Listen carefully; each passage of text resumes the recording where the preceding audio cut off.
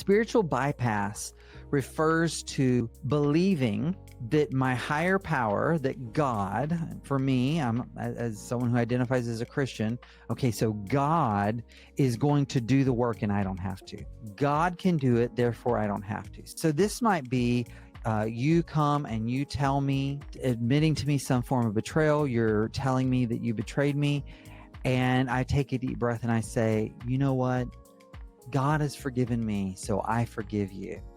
And that's that.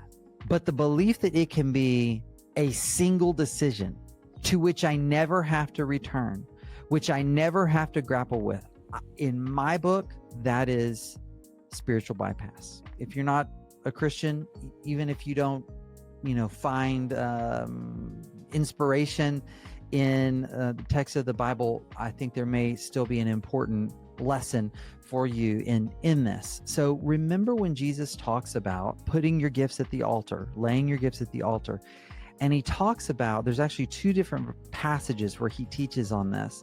And in one of them, he says, if you have something against someone else, you need to go to that person and you need to basically tell them and strive for reconciliation, strive for it.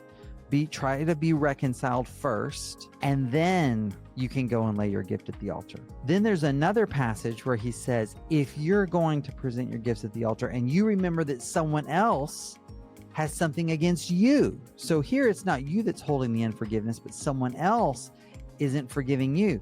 Go to that person. Try to make it right before you lay your gift at the altar.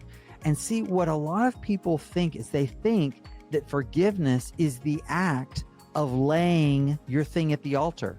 Oh, you did this thing to me, I'm just going to put it at the feet of Jesus. Oh, I did this thing to you, well, I can't control you, I've got to just put it at the feet of Jesus. But that's not what Jesus says to do.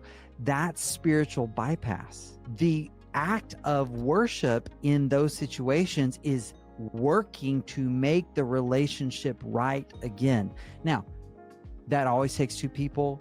Thankfully, Paul in Romans chapter 12 says, live at peace with all people so far as it is possible with you, which implies there, sometimes it's not going to be possible and it's not going to be your fault. It's going to be because there's something going on the other side. And if we've done all we can do, that's all we can do, but let's not get there too soon. Let's not use that as an excuse.